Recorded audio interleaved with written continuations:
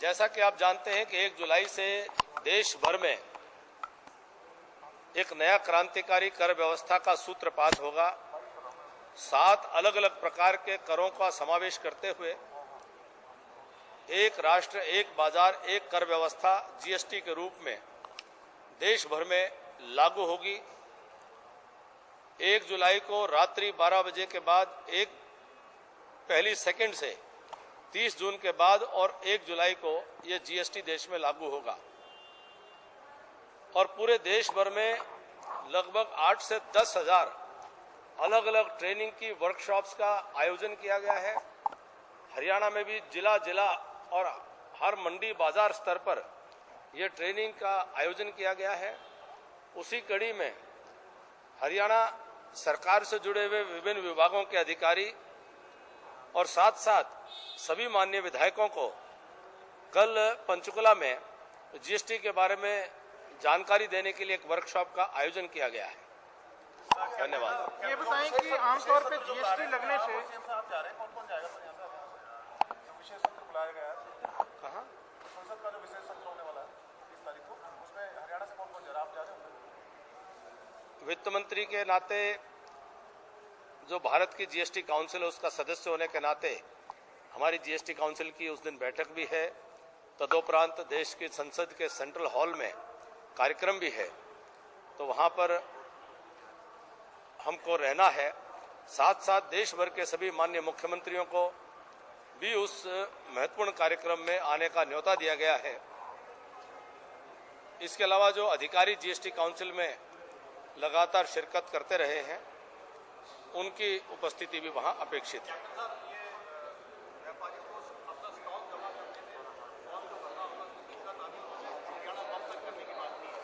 किसी को भी दिक्कत आ रही है तो 24 घंटे हमारे कार्यालय खुले हैं और उसमें किसी भी प्रकार की कोई दिक्कत अभी तक हमारी जानकारी में नहीं आई है।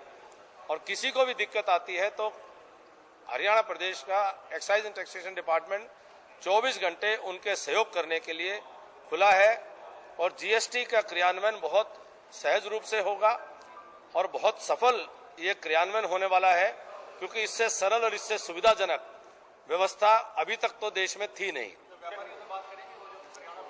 कोई भी किसी प्रकार की कोई दिक्कत आएगी तो उसका समाधान करने के लिए भारत सरकार, राज्य सरकार हर स्तर पर तैयार है और इसको लागू करते हुए हमें पूरी तरह से अंदाजा है कि इसको लागू करने में शुरुआत में जैसे टीदिंग ट्रबल्स कहते हैं, कोई भी नया काम करे उसमें शुरुआत में किसी की समझ की कमी या किसी के यहाँ कोई टेक्निकल कमी के कारण कोई दिक्कत भी आए तो उसके लिए पर्याप्त समय दिया गया है, उसके लिए पर्याप्त तैयारियां की गई हैं, तो इसलिए दिक्कत किसी को आने नहीं दी जाएगी। कैप्टन साहब, एक स्वाभाविक सवाल है कि कांग्रेस की अगर हम बात करें, संसद में जीएसटी का बिल सर्वसम्मति से पारित हुआ है, लेकिन कांग्रेस के नेता अभी तक विरोध कर रहे हैं, चाहे वो पूर्व से भूपेंद्र सिंह हुड्डा हो या नेशनल स्तर पर भी कांग्रेस के कई नेताओं के बयान जीएसटी के खिलाफ आए हैं। इसको आप कैसा देखते हैं? मेरा उनको सुझाव है कि जीएसटी काउंसिल में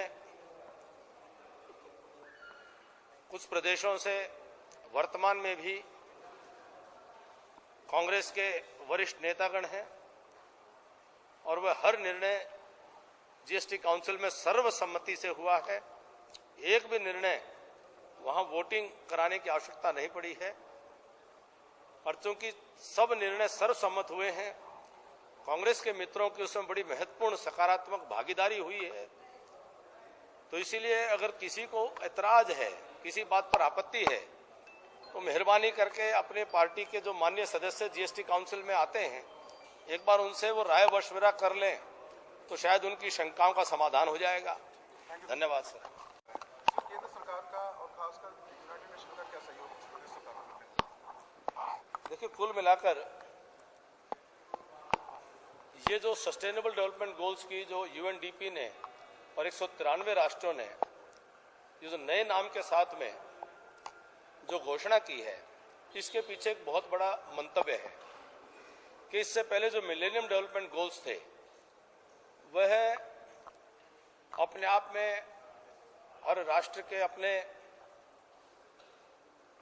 कंपार्टमेंटलाइज तरीके से उनको लागू किया जा रहा था। अब इसको कोशिश की है कि इसमें ये पूरे वैश्विक स्तर पर इन 17 गोल्स को अचीव किया जाए और इसमें इंटर डिपार्टमेंटल जो एग्जीक्यूशन के स्टेज पर, इंप्लीमेंटेशन के स्टेज पर इंटर डिपार्टमेंटल कोऑर्डिनेशन बढ़े और संयुक्त राष्ट्र संघ से, वर्ल्ड बैंक की या दूसरी अंतर्राष्ट्रीय संस्थाओं से और केंद्रीय संस्थाओं से, राष्ट्रीय संस्थाओं से जो सहयोग मिले, राज्य स्तर पर उनका बेहतर इस्तेमाल राज्य अपने स्तर पर करे, लेकिन लक्ष्य और लक्ष्यांकों में पूर्ण रूप से एक रूपता रहे।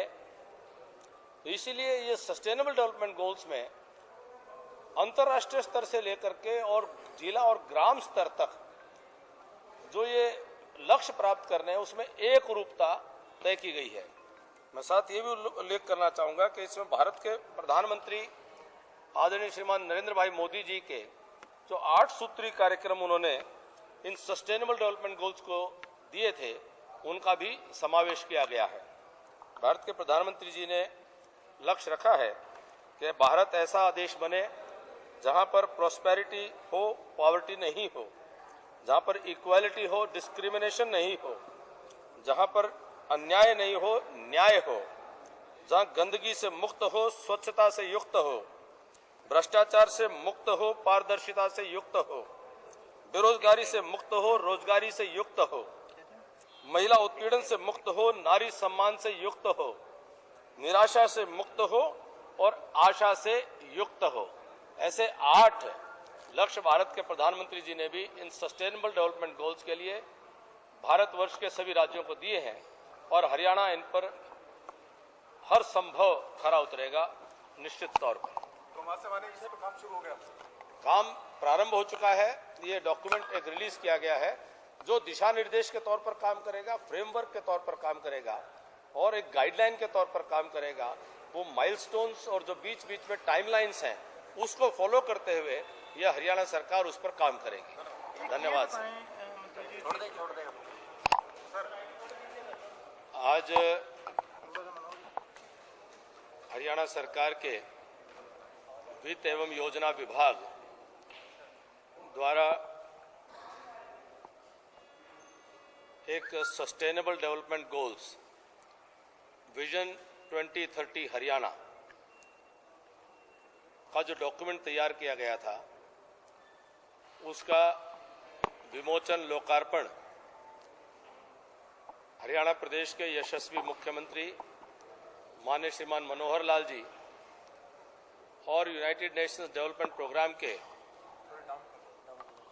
कोऑर्डिनेटर मिस्टर डीगो पलानियोस के गरिमामय उपस्थिति में, हरियाणा सरकार के मंत्रिमंडल के सभी माननीय सदस्यों की उपस्थिति में और हरियाणा सरकार के सभी वरिष्ठ अधिकारियों की उपस्थिति में संपन्न हुआ।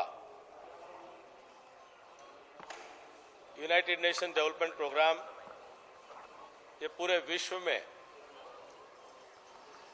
सभी राष्ट्रों के साथ मिलकर के और हर राष्ट्र में उसके जो प्रांतों के साथ में समन्वय करते हुए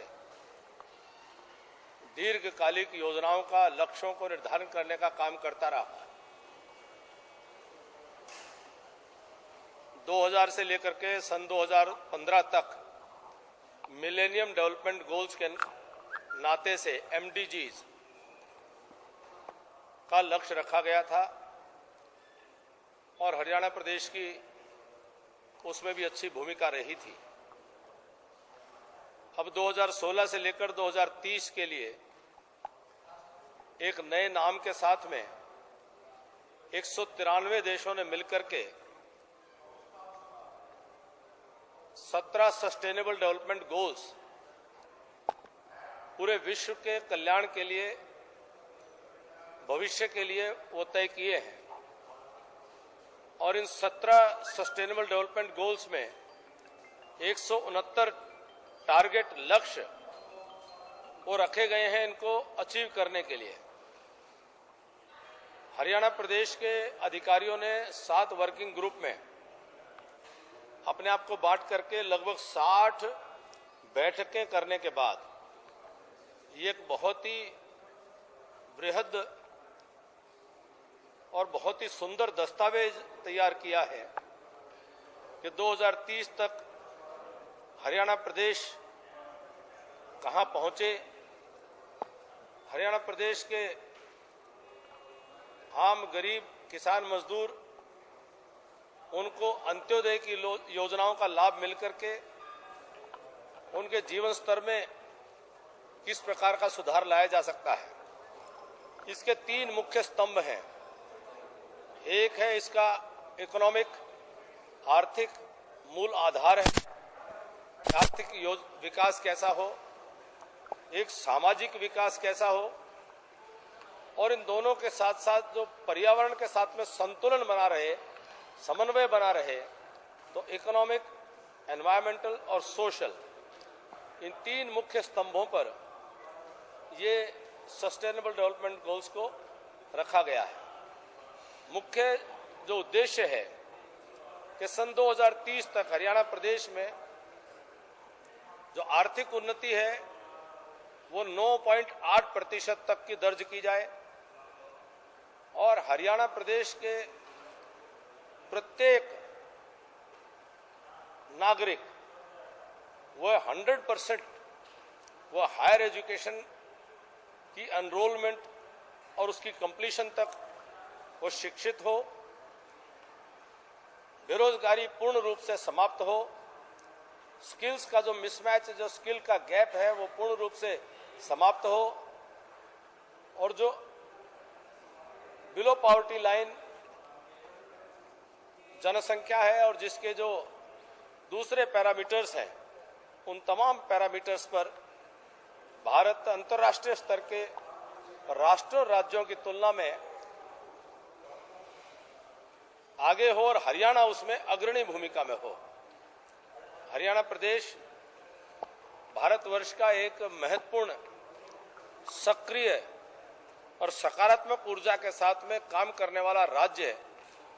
एक प्रकार से देश भर में एक नेतृत्व की भूमिका वाला राज्य बनकर के उभरे और जहां पर अंत्योदय का काम 2030 तक पूर्ण रूप से उसको हासिल कर लिया हो, ऐसा लक्ष्य इन सस्टेनेबल डेवलपमेंट गोल्स के माध्यम से रखा गया है।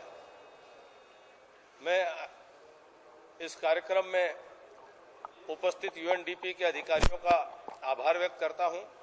यूनाइटेड नेशंस के अधिकारियों ने हरियाणा के साथ मिलकर के इस महत्वपूर्ण दस्तावेज को बनाने में बड़ी भूमिका निभाई है और शायद ये देश का हरियाणा अग्रणी राज्य है जिन्होंने इतना डिटेल्ड ये सस्टेनेबल डेवलपमेंट गोल जो है उसका दस्तावेज तैयार किया है। मुझे हरियाणा के राजनीतिक और जो प्रशासनिक क्षमता में, दक्षता में, मेहनत में, कमिटमेंट में पूरा विश्वास है कि हम इनको प्राप्त करेंगे। हरियाणा के 2.5 करोड़ लोगों के ऊपर हमें भरोसा है कि हम ये सस्टेनेबल डेवलपमेंट गोल्स को हम निश्चित तौर पर अचीव करेंगे। धन्यवाद। सर, ये जो